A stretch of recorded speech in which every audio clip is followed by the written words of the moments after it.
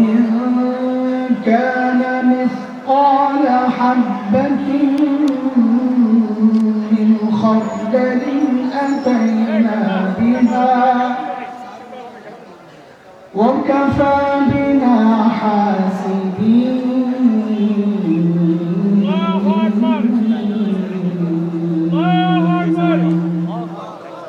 آمنت بالله صدق الله العلي العظيم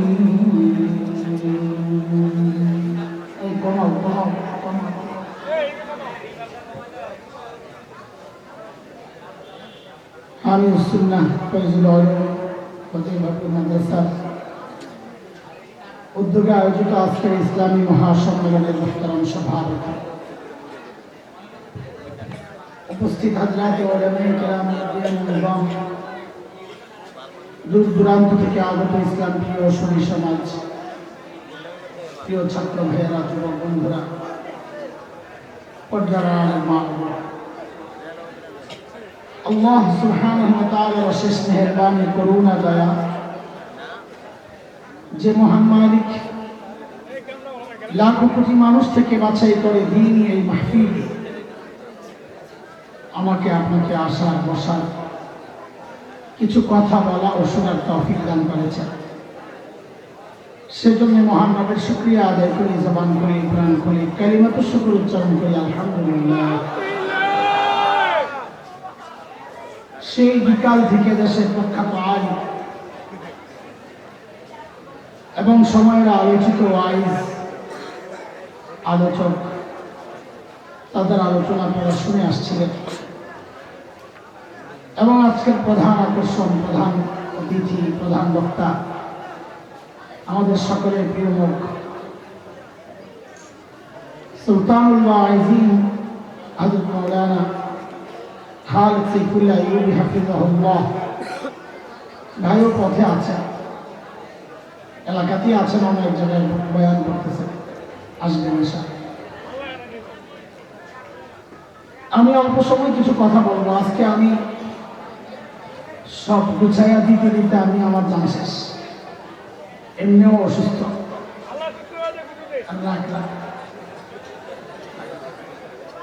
আলহামদুলিল্লাহ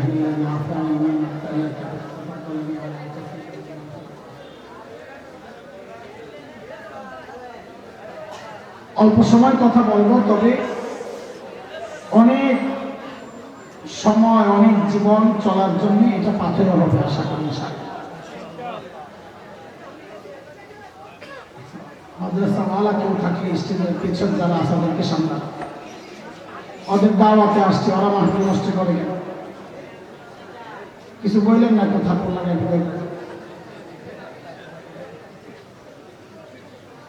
কুরআনুল কারীমের সূরা আম্বিয়ার একটা ছোট্ট আয়াত আমি তিলাওয়াত করছি। এই আয়াতের উপর কিছু কথা বলবো ইনশাআল্লাহ। একটু মনোযোগ সহ কথাগুলো আমরা শুনব। আয়াত তরজমাটা একটু শুনি তো বিষয়টা বুঝে আসবে। আল্লাহ বলেন, ওয়া নাদাউল মাওয়াজিনাল কিসতা লিয়াউমিল কিয়ামাহ, কিয়ামতের দিন আমি ইনসাফের দাঁড়িপাল্লা দাঁড় করাবো। ইনসাফের দাঁড়িপাল্লা মানে তো আল্লাহ যেন নিজেই ব্যাখ্যা দিচ্ছেন, ফালা তুজলামু নাফসুন শাইআ, সেখানে আমার আদালতে কারো উপর বিন্দু মাত্র জুলুম হবে না। ওয়া ইন কানা মিসকালা হাববাতিন মিন খারদাল আতাইনা বিহা, বলে বিন্দু মাত্র মানে তো আল্লাহ নিজেই যেন ব্যাখ্যা দিচ্ছেন, কেউ যদি একটা সরিষা দানা পরিমাণও গুনাহ করে অথবা সরিষা দানা পরিমাণ নেকি করে, তো আল্লাহ বলেন হিসাবের জন্য আমি ওই ছোট্ট ছোট্ট আমলকেও পাল্লায় উঠায়। এই প্রক্রিয়াটা আল্লাহর জন্য, হিসাবের জন্য যথেষ্ট। এই হচ্ছে আয়াতের মোটামুটি তথ্য। এই আয়াতকে সঙ্গে রেখে মুফাসসিরিন ইকরাম হাসরের মাঠের মানুষের শ্রেণী করেছেন চারটা, আসলে পাঁচটা। আমরা চারটা নিয়ে কথা বলবো, জন্য জবাবে বলবেন চারটা। বলেন তো কয় শ্রেণী? আমার সাথে একটু কথাবার্তা বলা লাগবে, ঠিক আছে ইনশাআল্লাহ? তা আমি বুঝবো যে আপনারা বুঝেছেন। বয়ান কিসের জন্য? সুন্দর লাগার জন্য না বুঝার জন্য? আমরা বুঝবো, বুঝার চেষ্টা করবো ইনশাআল্লাহ। যদি মনে হয় সুন্দর লাগার জন্য, তাহলে যায় যা বাদাম খাই আগে, সুন্দর আরো পরে আসবে ইনশাআল্লাহ। দেখতেও সুন্দর, গলাও সুন্দর, বয়ানও সুন্দর। আমার না আছে গলা, না আছে তলা। মাদ্রাসায় পড়াই, ছাত্র যেমনি পড়াই, বয়ানও ওইভাবেই করি, যা ভালো লাগে বসে। কয় শ্রেণী কয় শ্রেণী কয় শ্রেণী? এই 4 শ্রেণী বোঝার জন্য আমি একটা সূত্র বলে দিই, আপনারাও বুঝবেন। এটা খুব জটিল কিছু। ধরেন আপনি আলু মাপবেন, আলু লাগানোর সময় হয়েছে, লাগাইছে, আলু মাপবেন। আচ্ছা বলেন তো, দাড়ি পাল্লায় পাল্লা থাকে কয়টা? আগে বলেন। এখন এক পাল্লায় লোহা রাখছে, বাটকারা দিছে, পাথর। আরেক পাল্লায় আলু দেন নাই, মাপা যাবে? কেন যাবে না? আমি যা বলি ওইটাই বলবেন। এবং এই একটাই ডিউটি আপনাদের সারা বয়ানে। যদি জিজ্ঞেস করি কেন হবে না, খালি এইটাই বলবেন। বলেন পাল্লা একটা খালি না, সবাই বলেন পাল্লা একটা। আমি আবার জিজ্ঞেস করি, খেয়াল করে জবাব দিয়ে। এক পাল্লায় পাথর রাখছে, আরেক পাল্লায় আলু রাখে নাই, মাপা যাবে আলু? কেন যাবে না? পাল্লা খালি না, পাল্লা একটা খালি। এক পাল্লায় তো আছেই পাথর। বুঝেন না এই কথাটা? আমি আবার জিজ্ঞেস করি, বুঝে জবাব দিয়ে, কারণ গোটা বয়ানের মূল এই কথাই, তো ওগুলো বুঝে আসবে। বলেন এক পাল্লায় পাথর রাখছি, বাটখারা রাখছি, আরেক পাল্লায় আলু রাখি নাই, মাপা যাবে? কেন যাবে না? পাল্লা একটা খালি। এক উল্টা যদি হয়, ধরেন এক পাল্লায় আলু রাখছেন, আরেক পাল্লায় পাথর রাখেন নাই, মাপা যাবে? কেন যাবে না? পাল্লা একটা বলা লাগবে, পাল্লা খালি বললে সব এলোমেলো হয়ে যাবে। হাসরের মাঠে আল্লাহর আদালতে এমন কিছু মানুষ আসবেন যাদের নেকির পাল্লায় নেকি তো আছে, কিন্তু গুনার পাল্লায় গুনাহ নাই একটাও। বলেন তো তাদের আমল মাপা যাবে? কেন যাবে না?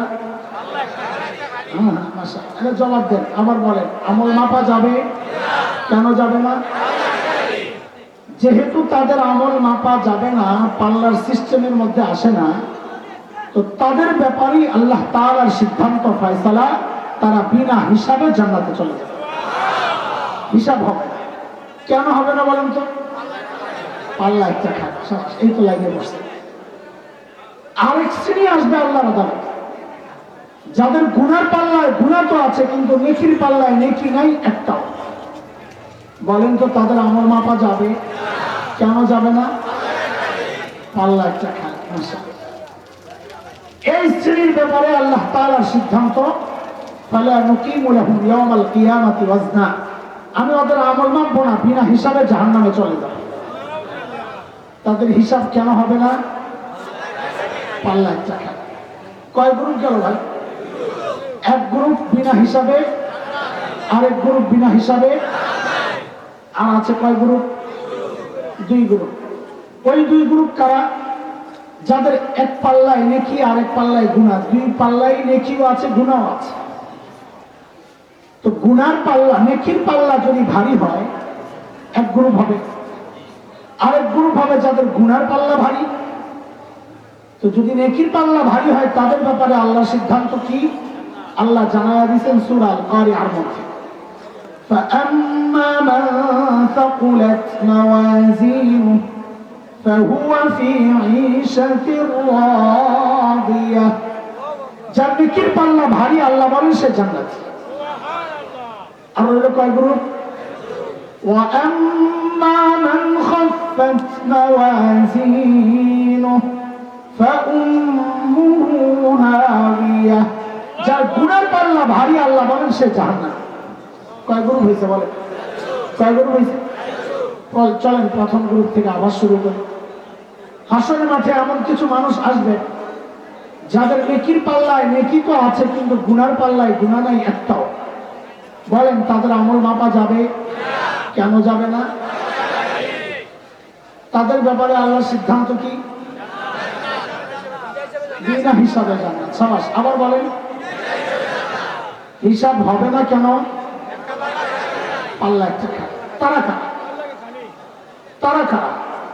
যাদের গুনার পাল্লায় একটা গুনাও নাই, তারা কারা? আহলুস সুন্নাহ ওয়াল জামাতের আকীদা, যে মাদ্রাসা ওয়ালাদের দাওয়াতে আপনারা এসেছেন, তাদের আকীদা, আজকে এখানে যারা বয়ান করছেন তাদের আকীদা, উলামায়ে আহলুস সুন্নাহ ওয়াল জামাআর আকীদা, উলামায়ে দেওবন্দের আকীদা, সমস্ত নবী মাসুম নিষ্পাপ। কোন নবী জিন্দেগিতে কোনো গুনাহ করেন না। বলেন নবীরা কি? আবার বলেন, কোন নবী জিন্দেগিতে কোনো গুনাহ কেন করে না? এটা ভিন্ন সাবজেক্ট, ওটা ভিন্ন সাবজেক্ট। কিন্তু যেহেতু আমি কেন জিজ্ঞেস করছি, ভিতরে তো একটু খুশখুশ করবে,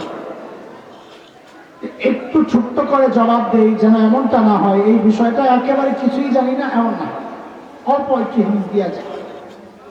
নবীরা কেন গুনাহ করেন নাই, এর অনেক কারণ আছে।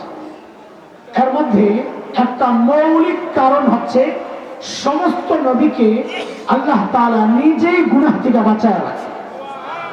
আল্লাহ গুনাহ করতে দেন। আমার প্রশ্ন আসবে, আল্লাহ কেন বাঁচায় রাখছেন? ওইটারও জবাব আছে। সূরা হজ 17 নম্বর পারার একদম শেষ পৃষ্ঠা আল্লাহ বলেন, আল্লাহু ইয়াসতাফি মিনাল মালাইকাতি রাসূলান ওয়া মিনান নাস। আল্লাহ বলেন সমস্ত রাসূল আমি আল্লাহ নির্বাচন করেছি। রাসূল কার নির্বাচন? কোন রাজা বাদশার নির্বাচন? কে নির্বাচন করেছে? এখন কোন নবী রাসূল যদি গুনাহ করেন, তো আল্লাহর নির্বাচনটাই প্রশ্নবিদ্ধ হয়ে যায় যে আমাদেরকে গুনাহ থেকে বাঁচাতে আপনি কাদেরকে নবী রাসূল বানিয়ে পাঠাইলেন? তারা নিজেরাই তো গুনাহ করে। আল্লাহর নির্বাচন যেন প্রশ্নবিদ্ধ না হয়, ওই জন্য আল্লাহ তাআলা নিজেই সমস্ত নবীকে গুনাহ থেকে বাঁচায়। যেমন হযরত ইউসুফ আলাইহিস সালাম, নাম শুনছেন? দেখতে কেমন ছিলেন? আমার মতন কালা বেটা। কেমন? কেমন সুন্দর, অনেক কত। সুবহানাল্লাহ। বলেন বলেন, এর চেয়ে সুন্দর আল্লাহ কাউকে বানান নাই। বলেন বানাবেন না বলে থাইবেন না, না বইলা থাইবেন না, বানাবেন না, তবে না বইলা না থাইমা কি বলবেন? এবার ঠিক করে বলেন, এর চেয়ে সুন্দর আল্লাহ কাউকে বানান নাই, বানাবেন না, তবে মানে তবে আমাদের নবী আলাইহিস সালাম ছাড়া। আমাদের নবীর সৌন্দর্যের সাথে কারো সৌন্দর্যের তুলনা হয় না। হযরত ইউসুফ ছিলেন সুন্দর ফর্সা, আর আমাদের নবী সুবহানাল্লাহ চোখের দিকে তাকালে মনে হতো এর চেয়ে সুন্দর চোখ আর হইতে পারে না। আমার নবীর ঠোঁটের দিকে তাকালে মনে হতো এর চেয়ে সুন্দর ঠোঁট আর হইতে পারে না। আমার নবীর প্রত্যেকটা অঙ্গ প্রত্যঙ্গকে আল্লাহ সবচাইতে সুন্দর করে বানাইছে। হযরত ইউসুফের সৌন্দর্যে পাগল হয়েছে মিশরের মেয়েরা, বিশেষ করে ফার্স্ট লেডি জুলাইখা, জুলাইখা প্রধানের বউ, বেরিয়ে এমন পাগল হয়েছে বারবার খালি হুজুরকে কাবু করতে চায়। হুজুর বুঝছেন তো? ইউসুফ আলাইহিস সালাম হুজুর তো পাত্তা দেয় না।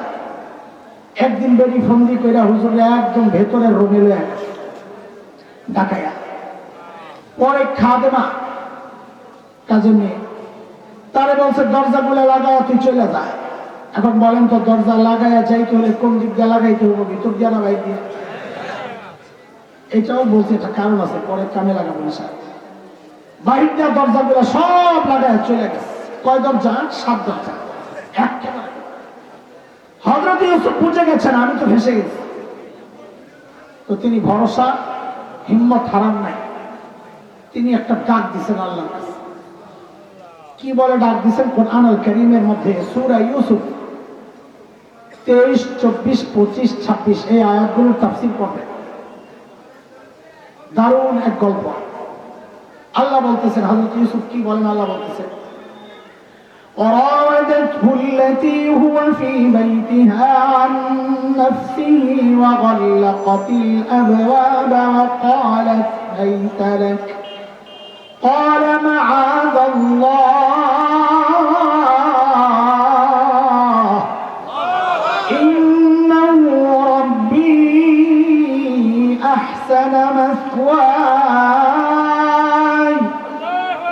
ইন্নাহু লা ইউফলিহুল যালিমুন।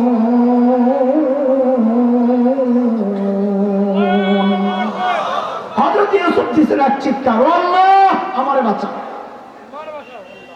বাঁচতে হলে কার কাছে সাহায্য চাইতে হয়? ক্ষমতায় যেতে হলে কার কাছে চাইতে হয়? ক্ষমতা থেকে নামান কি? ক্ষমতা দেন কি? সব কিছু দেন কে? আর একটু জোরে বলেন না, কে দেন? শুধু বাচ্চা দেয় খাজা বাবা, কে? বেহায়া তো আবার বাবার কাছে বাচ্চা চাবে, শয়তান। আল্লাহু আকবার। হযরত ইউসুফ যখন আল্লাহকে ডাক দিছে, 24 নম্বর আয়াত সূরা ইউসুফ, 24 নম্বর আয়াত আল্লাহ বলতেছেন আমি বাঁচাইয়া দিছি ইউসুফকে। সুবহানাল্লাহ। ওই লাগবেটা আমার ডিস্টার্ব করতে সুবহান ভাই, মনোযোগ দিয়ে বয়ান করা লাগে। আমি যখন বলবো বাতাস করতে যখন করবো, আমার টিস্যু দিবেন না, বাতাস করবেন না, পানি দিবেন, আমি চাই দিব। আল্লাহ বলেন ইউসুফকে বাঁচায়। কেমনে বাঁচাইছেন? 25 নম্বর আয়াত থেকে আল্লাহ নিজে বলতেছেন, واستبق الباب وقدت قميصه من دبر وألف يا سيدها لدى الباب قالت ما جزاء من أراد بأهلك سوءا إلا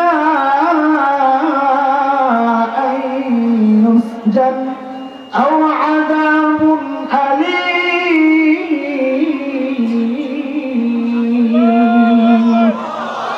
দুইজন ছুটছেন দরজা দিকে। কোন দিকে? আর হযরত ইউসুফ আলাইহিস সালাম দেখছেন না দরজা বন্ধ? কোন দিক দিয়া? ভিতর দিয়া না বাইরে দিয়া? আরে ভেতর দিয়া তালা থাকলেও তো বলে যায় একটু তালা চাই, একটু না দেখি খোল যায়নি, ওই সুযোগ তো নাই, তালা তো বাহির দিয়া। তারপরেও যে দৌড় মারলেন, কোন ভরসায়? হযরত ইউসুফের ঈমান আমার আপনার মতো নড়বড় ঈমান ছিল না, ওটা ছিল নবী ওয়ালা ঈমান। হযরত ইউসুফ চিন্তা করেছেন আমি যে আল্লাহর কাছে সাহায্য চেয়েছি, ওই আল্লাহর জন্য এই দরজা ভাঙা কোনো ব্যাপার না। যেই দরজার দিকে দৌড় মারছে, জুলাইখা পিছন দিয়ে মারছে থাবা। হুজুর মানুষ, কম দামি জামা কাপড়টা ছিল পচা, থাবার লগে লগে জামাটা ছিঁড়া গেছে। আমার মতো একটা কোট পরে না থাকলে তো ছিটতো না জামাটা, টান দিয়া জামা ছিঁড়ছে। কোন দিক দিয়ে? কোন তো যেই না দরজার সামনে গেছে, দরজা খাট করে খুলে গেছে। একটা, দুইটা, তিনটা, চারটা, পাঁচটা, ছয়টা, 7 নম্বর দরজাও খাট। সব দরজা খোলার পর যায় বসছে জামাইয়ের সামনে, একেবারে হাতে নাতে করা। আচ্ছা, দৌড়ের ঢং দেখে বোঝা গেছে না কে অপরাধী, কে দৌড়ে দিছে, কে বাঁচতে চাইতেছে, বোঝা যায় না। তারপরও বেটি জামাইয়ের সামনে পইরা একেবারে জাগা একটা পল্টি মারছে। কি কয়? আপনার স্ত্রীর সাথে অপকর্মের চেষ্টাটা যে করলো তার কি শাস্তি হওয়া উচিত? বাপরে বাপ, শরীর মার বড় গলা। এ অপরাধ করছে কি? ধরে পড়লো একটু তাড়াতাড়ি। অপরাধ করছে কি? দোষ চাপাইতেছে কার কান্দে? হুজুরের কান। বলেন না, আমার বলতে একটু মজা হয়। বলেন দোষ করছে কি? চাপাইতেছে কার কান্দে? দোষ করছে নিজে, চাপায় হুজুরের কান্দে। পুরাই হাসি নাচছে, কথা বল না। আচ্ছা কোন তো দেখি বিচার দিল জামাইয়ের কাছে যে কি শাস্তি হওয়া উচিত। বিচার যে দেয়, বিচারের রায় কি সেই দেয় না আদালত দেয়? যার কাছে বিচার দিছে বিচার তো সে করবে নাকি? এখানে উল্টা, বেড়ে নিজেই কয় তো হয় অরে আয়না করে ঢুকান। আপনি বলুন তো তখন কি আয়না ঘর ছিল? ছিল না, আমার একটা ছিল। হয় আর আয়না করে ঢুকান, আর নইলে রিমান্ডে নিয়ে একটা কঠিন মার দিয়া তো রায় দিতে নিজে দিতেছ। হ্যাঁ, এটা একটা কারণ আছে। কেউ যখন ক্ষমতায় থাকে, জালেম যখন ক্ষমতায় থাকে, তখন আদালত আর রায় দেয় না, তখন ওই ক্ষমতাসীনরা রায় লেখা পাঠায় দেয়, আদালত শোনায় দেয়। কথা বলেন, কথা এখানেও তাই হয়েছে। জুলাইখার ক্ষমতা বিচার দিয়ে রায় নিজে দিতেছে। কেন? ক্ষমতার দাপট। এটা কি দেখেন কি কাম করছে? হয় কঠিন মাইল লাগান একটা, কে মাইল লাগাইলে কি সব জায়গায় এমন রিমান্ডের কিছু উল্টা পাল্টা সিস্টেম থাকে। শোনেন, একটা গল্প শোনায়, আমার বড় ভাই তাকায় দিয়েছে, আমার ডর লাগে, বলে উল্টা পাল্টা কথা বললে তোকে আনছি। আমরা দেওয়ার সাথে আমাকে বড় ভাই সব দিক থেকে আল্লাহ আল্লাহ মানুষ, দোয়া করে আমাদের জন্য সবসময়, কেন্দা কেন্দা দোয়া করে। ইন্টারপোল বুঝেন, আন্তর্জাতিক পুলিশ, ওই পুলিশ একবার সারা দুনিয়া থেকে পুলিশ খবর দিছে যে কোন দেশের পুলিশ কত এক্সপার্ট, চৌকস, কত দ্রুত আসামি ধরতে পারে, এটা পরীক্ষা। সব দেশ থেকে পুলিশ গেছে, বিশেষ দেশের পুলিশরাও গেছে। তো ওখানে সব পুলিশ গড়ে জঙ্গলে ঢুকাই দিছে, যা আধা ঘন্টা সময় দেয় একটা করে শিয়াল ধরে কি আনতে পারিস। তো বোঝা যাবে আসামি ধরতে হয় কতটা পারবো। বিশেষ এক দেশের পুলিশ, আমি দেশের নাম বললাম না, আমার মানুষ থাকে না, ওই দেশের পুলিশ 10 মিনিট পরে যায় একটা কুত্তা বের হয়ে কি আনছে। ওরা কই কষ্ট তুই তোরে পাড়াইছে শিয়াল আনতে, কুত্তা আনছিস কে? স্যার 10 মিনিটে না গেছে মাত্র, আরো তো 20 মিনিট হয়েছে, আমার আর 10 মিনিট সময় দেন, এই কুত্তাটারে রিমান্ডে নেব, ও নিজেই করবো আমি শিয়াল। বুঝলেন না এই কথা? এমন রিমান্ড গেছে কিনা, গেছে কিনা? ইউনিভার্সিটি কলেজের জোয়ান ছেলেগুলো ফজরের নামাজ পড়তে গেছে, আরে জঙ্গিরা আলামত দিছে, পুলিশ পুলিশ পত্রিকায় বিজ্ঞপ্তি দিয়ে দিছে জঙ্গি হওয়ার আলামত কি, বলে দেখবা ছেলেটা দাঁড়িয়ে রাখছে কিনা, কাপড় উপরে কাপড় পরে কিনা, দাঁড়ায় পেশাব করে না, বিড়ি সিগারেট খায় না, নেশা করে না, মেয়েদের সাথে আড্ডা দেয় না, একটু নিরিবিলি চলে, তো মনে করবা ওর মধ্যে জঙ্গি ভাব আছে। এইরকম ছেলেগুলারে ফজরের নামাজের সময় পুলিশ ধরে নিয়ে এমন মার দিছে, এত নির্যাতন করেছে, ওদের মুখ দিয়ে বের করছে যে আমাদের পাকিস্তানের গোয়েন্দা সংস্থার সাথে আমাদের সম্পর্ক আছে, রিমান্ডে নিয়ে এইরকম কথাগুলো বের করেছে। আল্লাহর গজব পড়েছে ওদের উপর, জুলুমের শাস্তি আল্লাহ ছাড় দেন কিন্তু ছেড়ে দেন না, কথা বলে ঠিক। হযরত ইউসুফ তো চুপচাপ দাঁড়াইছে, কি দিব? জুলেখার জামাইও তো চিনে, ইউসুফ আলাইহিস সালামরাও চিনে, জুলেখারও চিনে, আবার দৌড়ে দমদিকেও তো বুঝছে কে অপরাধী, কিন্তু বেড়া মুখ খুললে কিছু কয় না, কে লেগা দলের লোকের দোষ দেখা না দেখার একটা বান করতে হয়। আরে কথা বল না, আরে ইউসুফ কি খবর বলে না। সাইয়েদনা ইউসুফ চিন্তা করতেছেন, ভিতরে ছিলাম আমি আর বেরি, কেমনে কি করবো? বলে আমি কিচ্ছু করি নাই, যা করছে আমি করছি।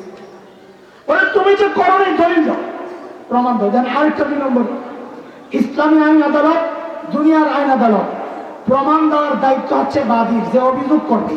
আমরা আরবিতে বলি আল বাইয়িনাতু আলাল মুদ্দাই। এখন অভিযোগ করছে জুলাইখা, কাজে প্রমাণ কে দিবে? কথা বলেন। অথচ চাওয়া হচ্ছে কার কাছে? হুজুরের কাছে। সাবাস, অভিযোগ করছে কে? আমার কথা। তো প্রমাণ কার দেওয়ার কথা? অথচ প্রমাণ চাওয়া হচ্ছে কার কাছে? নিয়ম ঠিক আছে না উল্টাইছে? কেন উল্টাইলো? ওই যে জুলাইখার ক্ষমতায় থাকলে নিয়মে উল্টালে নিয়ম হয়ে যায়। আরে কথা বলেন না। হযরত ইউসুফ চিন্তা করতেছেন প্রমাণ পাবো, কিন্তু হতাশ হন নাই। এর মধ্যে দরবারের ভেতর থেকে কান্নার আওয়াজ আসতেছে কানে। কান্না তো কান্না, এমন কান্না থামার কোন নাম গন্ধ নাই। কে কান্না করে? জুলাইখার এক ফুফাতো বোন আসছিল বেড়াইতে, তার ছোট্ট একটা বাচ্চা ছেলে এমন কান্না শুরু করছে, বন্ধ করার কোন নাম গন্ধ নাই, যেন কান্নার একটা মেশিন ছেড়ে দিছে, মেশিন লাগাই দিছে, ওয়া ওয়া ওয়া চলছে কান্না, চলছে গাড়ি যাত্রা, চলছে গাড়ি। হযরত ইউসুফ বুঝে গেছেন এই রহস্যজনক কান্নার মধ্যে আমার কোন মুক্তির ব্যবস্থা আল্লাহ রেখেছেন। সাইয়েদনা ইউসুফ বললেন আমার পক্ষে সাক্ষী দিবে ওই পিচ্চিটা, ওই পিচ্চিটারে নিয়ে আসে। জুলাইখা মনে মনে চিন্তা করতেছে, চান্দু গোল্লা খাইছ ধরা, পিচ্চি কি সাক্ষী দিব? পিচ্চিরে জিজ্ঞেস করা হবে, আর পিচ্চি অপরাধ কে করছে? পিচ্চি করবো ওয়া আর খাইবা ভাই, এমনই তো নাকি? আল্লাহু আকবার বলে, আরো জোরে চিৎকার করবে আল্লাহু আকবার। পিচ্চির কান্না বন্ধ হয় না, কান্না চলছেই চলছেই চলছেই, কিন্তু যেই না খালি দরবারে হযরত ইউসুফের সামনে পিচ্চি আনছে, সাথে সাথেই পিচ্চির কান্না বন্ধ হয়ে গেছে। মিশরের গভর্নর জিজ্ঞেস করে, আরে পিচ্চির অপরাধ কে করছে বল? আল্লাহ দেখেন পিচ্চির মুখ দিয়ে ডাইরেক্ট বের করেন নাই যে অপরাধ করছে জুলাইখা, এটা বলেন নাই কেন? ওই দরবারের যে মুরগি চোরারি আছে, সব দরবারে তো দুই চারটে মুরগি চোরা থাকে, ওই দরবারের মুরগি চোরারা কি বলতো? মোল্লার কাম, মোল্লার কাম, মোল্লা জাদু দিয়া পিচ্ছির মুখ দিয়ে কথা নাই করছে। মোল্লারা যে কত নাটক জানে, সুবহানাল্লাহ। মোল্লারা সাপ্য চত্বরে তো রঙের কেউ শুয়ে আছে, একই তো গোষ্ঠী, সব মোল্লা এক গোষ্ঠী না। মোল্লারা কত কিছু জানে, রঙের কে শুয়ে আছিল, হ্যাঁ রঙের হেলিকপ্টার জাহাইয়া উল্টাইয়া ভাঙছে। এত এত দেরিতে ঠিক পাইলে তো করে কথা কম যাইব না, ইশারা এমন করলে আল্লাহ আল্লাহ আল্লাহ আল্লাহ পিচ্ছির মুখ দিয়ে এমন সাইজ করে কথা বের করছেন, লড়াচড়ার সুযোগ নাই। পিচ্ছি বলে না কে অপরাধ করছে, এটা কিচ্ছু বলে না। পিচ্ছি কি বলে? আল্লাহ পিচ্ছির জবান দিয়া যা বের করছেন, যেহেতু এই বক্তব্যটা একজন নবীর পক্ষে, আল্লাহ ওই কথার এত দামি বানাইছেন, এত দামি বানাইছেন, কোরআন আল কারীমের একটা অংশ বানাই দিয়েছেন। কি বোঝা গেল? নেককারদের পক্ষে কথা বললে ওই কথারও দাম আছে, ওলামাদের পক্ষে কথা বললে ওই কথারও দাম আছে। এই জন্য সবসময় বাতিলের পক্ষে না, পক্ষে থাকতে হবে ওলামাদের, ইনশাআল্লাহ। এটা সব জায়গায়, শুধু মাহফিলে না। আপনার একটা বদ অভ্যাস আছে, ঠিক বলেন এখানে, ভোট দেন ওখানে, এটাও ঠিক না? এটাও ঠিক, ঠিক কয় এখানে আর ভোট দেয় না। না, আজকে থেকে এই সিস্টেম বাদ, ওলামাদের পক্ষে থাকবো। আমার সাথে বলে, স্বপ্নের বাংলাদেশ দেখা শেষ। স্বপ্নের বাংলাদেশ, সোনার বাংলাদেশ, ডিজিটাল বাংলাদেশ।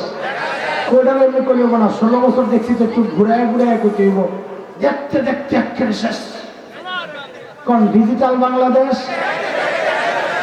একটু কষ্ট করে করবেন, কষ্টটা বেশি পাইছে আমরা বুঝাই না। আবার বলেন সোনার বাংলাদেশ, আরো দেখা শেষ। স্বপ্নের বাংলাদেশ দেখা শেষ, ডিজিটাল বাংলাদেশ সব দেখা শেষ। আর কিছু দেখতে চাই না, এখন দেখতে চাই কোরআনের বাংলাদেশ। ঠিক আছে কথা? হ্যাঁ ঠিক তো। কোন এখানে ভোট দিবেন না তোমার ওখানে, এইখানে খবরদার। তবে কোরআনের পক্ষে খালি মুখে বললে হবে না। ইসলামী দলের কেউ যদি আসে, ওকে বলতে হবে আমরা ক্ষমতায় গেলে এদেশে কোরআনী আইন চালু করব। ওকে বলতে হবে খেলাফত প্রতিষ্ঠা করব। তোমার এই গোলাপদিনের গণতন্ত্রের জন্য, আমেরিকার পশ্চিমাদের 5টা গোলামের গোলামি করার জন্য নাম দিবা ইসলামী, সাইনবোর্ড বানাইবা, ও তোমারও বলি না। স্পষ্ট করতে হবে, জমিন যার ক্ষমতা চলবে তার, জমিন যার বিধান চলবে সে আল্লাহ। কথা উল্টা পাল্টা চলবে না। হ্যাঁ চুপ রাখেন, কথা কথা শোনেন। পিচ্চির মুখ দিয়ে কথা আল্লাহ বের করছেন। পিচ্চি কি বলে? ইন কানা কামিসুহু কুদ্দা মিন কুবুল ফাসাদাকাত ফাহুয়া মিনাল কাযিবিন ওয়া ইন কানা কামিসুহু কুদ্দা মিন দুবুর ফাকাযাবাত ওয়া হুয়া মিনাস সাদিকিন। পিচ্চি কে অপরাধী ওইটা না বইলা পিচ্চি বলে কি হুজুরের জামাত আছে। কি বলে? বলেন বলেন কি বলে? কার জামা? হুজুর চিনছেননি? এটা চলে চলে চলে চলে চলে। আওয়াজটা কমে গেল কেন? আমরা বেশি কমাই দিচ্ছি। আমি তো আজকে দুর্বল, আগে করছি। আজকে আমার অনেক কষ্ট হয়েছে। আজকে প্রায় 1 সপ্তাহ ধরে কথা বলতে পারি না। আর কত বলবো, বলতে বলতে শেষ। গলা ব্যথা, কাশ, সর্দি একেবারে শেষ। দেখেন না, এই আপনারা বয়ে রয়েছেন খালি গায়ে, আর আমি কত্তরি করছি, কিন্তু ভিতর ঠান্ডা। এখন দিয়ে আবার গরম লাগতেছে, উল্টা পাল্টা, সব উল্টা পাল্টা।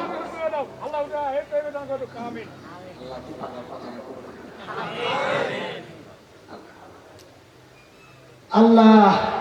পিচ্ছি কি বলে? কার জামা? ঠিক আছে, হুজুরের জামা চেক করে। হাত মাত নাড়াইছে নাড়াইছে, জামা সামনে দিয়ে ছিঁড়ছে।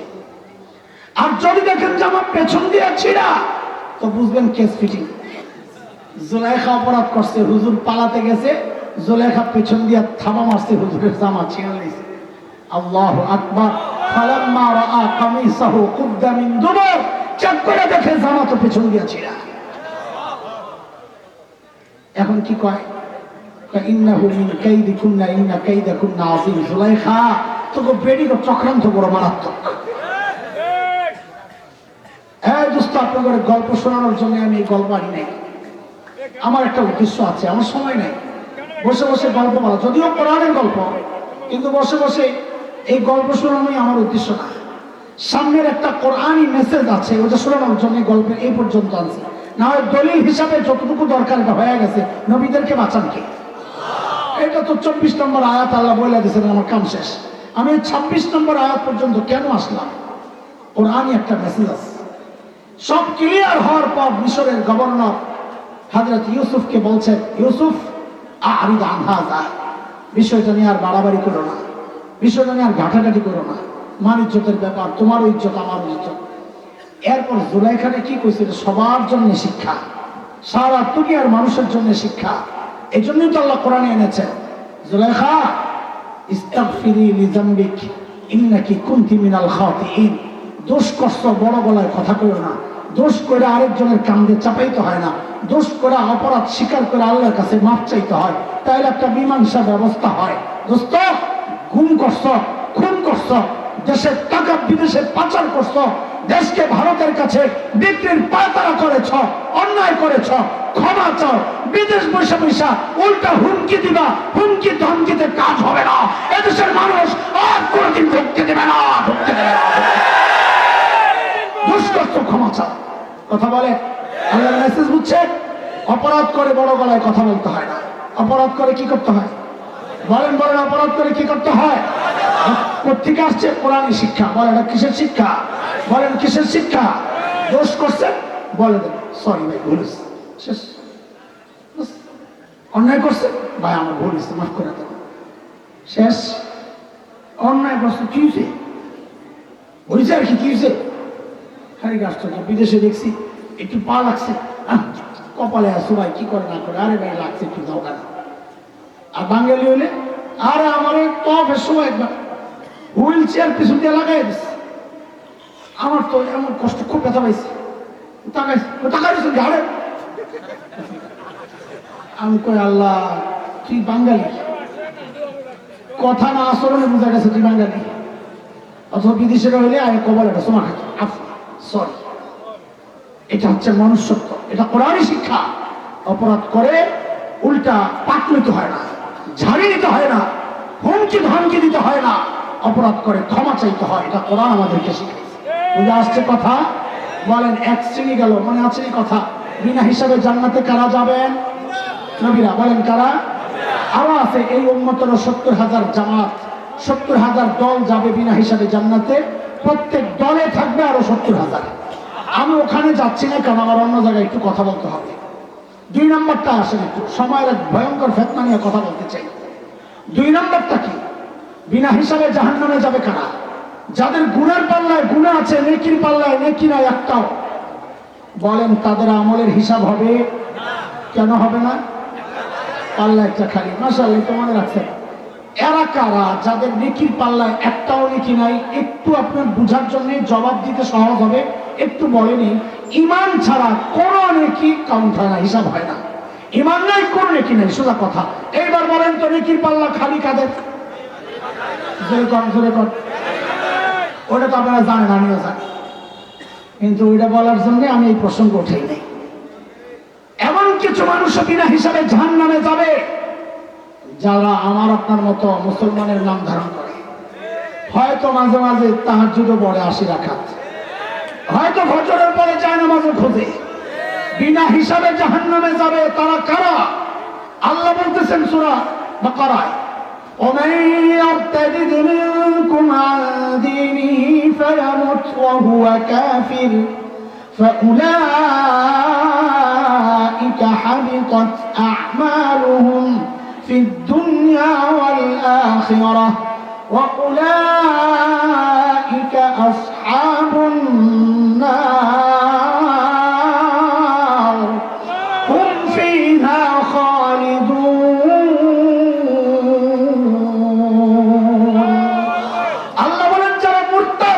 গেছে তাদের সমস্ত আমল বাতিল। সমস্ত আমল যেহেতু বাতিল, নেকির পাল্লা খালি, কাজে হিসাব হবে, কাজে মুরতাদ বিনা হিসাবে যা। মুরতাদ কারা?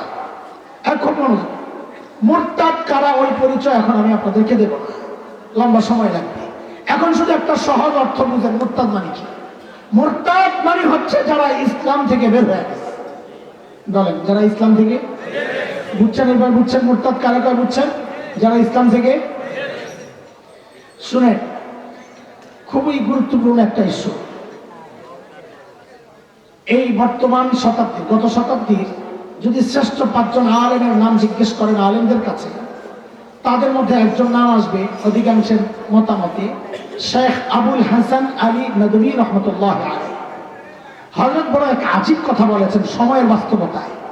হযরত বলেন, দেখো, মানুষ নবীর যুগেও ইসলাম থেকে বের হয়েছে, নবীর যুগেও বের হয়েছে, সাহাবীদের যুগেও বের হয়েছে। নবীর যুগে বের হয়েছে যেমন মক্কা বিজয়ের দিন নবী আলাইহিস সালাম যখন বিজয়ী বীর মক্কায় ঢুকতেছেন, তখন কি বলেছিলেন? লা তাসরিবা আলাইকুমুল ইয়াউম, আজকে কোনো প্রতিশোধ নাই, আমি সবাইকে মাফ করে দিলাম। নবী কি করছেন? সাধারণ ক্ষমা ঘোষণা করছেন। কিন্তু কিছু মানুষের নাম বলে বলে নবী বলেছেন, মালউন আইনামা সুকিফু উখিযু ওয়া কুতিলু তাকতিলা।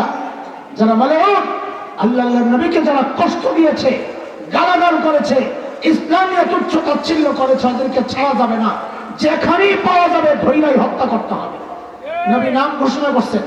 ঐতিহাসিকদের কাছে এই নাম নিয়ে বিতর্ক আছে, সংখ্যা নিয়ে ইখতিলাফ আছে, তবে সবচেয়ে গ্রহণযোগ্য মত যেটা, বিশ্ববিখ্যাত আলিম শেখ ইবনে তাইমিয়া রাহমাতুল্লাহি আলাইহি বিখ্যাত কিতাব আস-সারিমুল মাসলুল আলা শাতিমির রাসূল, ওই কিতাবে শেখ ইবনে তাইমিয়া 15 জনের নাম আছে। কয়জন? এই 15 জন নবী বলেছেন যেখানেই পাওয়া যাবে ধৈরাই হত্যা করতে হবে। 15 জন কারা? আব্দুল্লাহ ইবনে খাতাব, উরতুনা, উরাইনা, সাররা, মাকিস ইবনে সুবানা, হুয়াইলিস ইবনে নাকিদ, আব্দুল্লাহ ইবনে জিবারা, আব্দুল্লাহ ইবনে সাদ ইবনে আবি সারা, ইকরামা ইবনে আবি জাহল, হুবার ইবনে আসওয়াদ, হুবায়রা বিনতে আবি ওয়াহাব আল-মাখজুমি, ওয়াহশি ইবনে হারব, হিন্দা বিনতে উকবা, কাব ইবনে জুহাইর।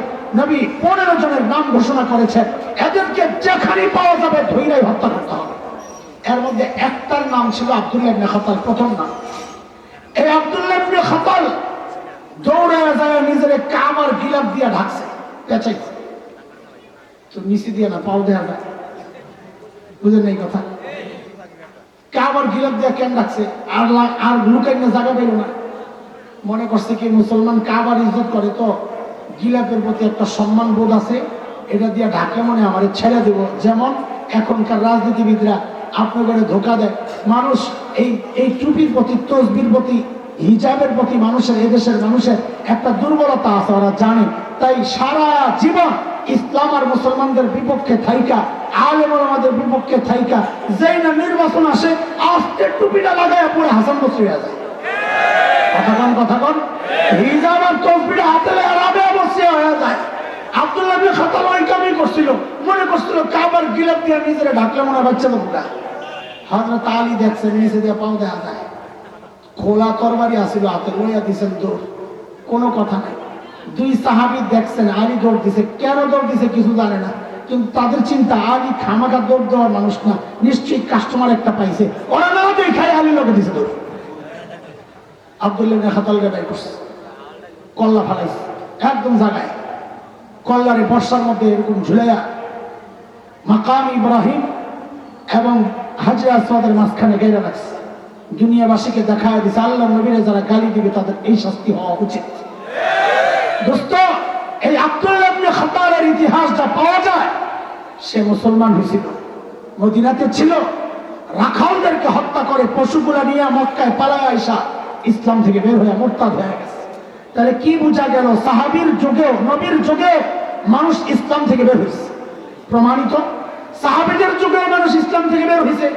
যেমন এখনকার বর্তমান রিয়াদের কাছাকাছি এক এলাকায় ইয়ামামা, ওখানকার এক সম্প্রদায় ছিল বনি হানিফ, তার এক ব্যক্তি মুসাইলিমাতুল কাজ্জাব, মিথ্যা নবুয়তের দাবিদার, তার অনুসারী যারা ছিল সবাই সাহাবীদের যুগে ইসলাম থেকে বের হয়েছে।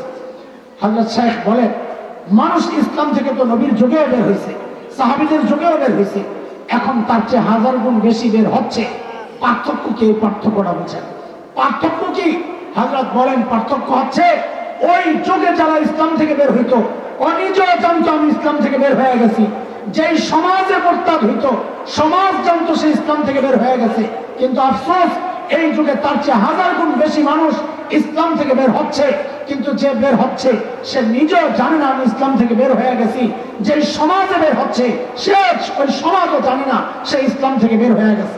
প্রমাণ না দিলে বুঝবেন না, উদাহরণ না দিলে বুঝবেন না।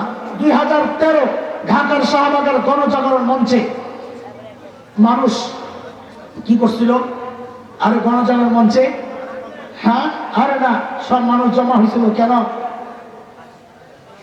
হ্যাঁ, যুদ্ধাপরাধীদের বিচার ত্বরান্বিত করার দাবিতে। ভুলে গেছেন আপনারা? হ্যাঁ, গণজাগরণ মঞ্চ কথা ভুলে গেছে? হ্যাঁ, গণজাগরণ মঞ্চ। এর আড়ালে কিছু নাস্তিক ব্লগার ওই ইন্টারনেটে লেখালেখি করে।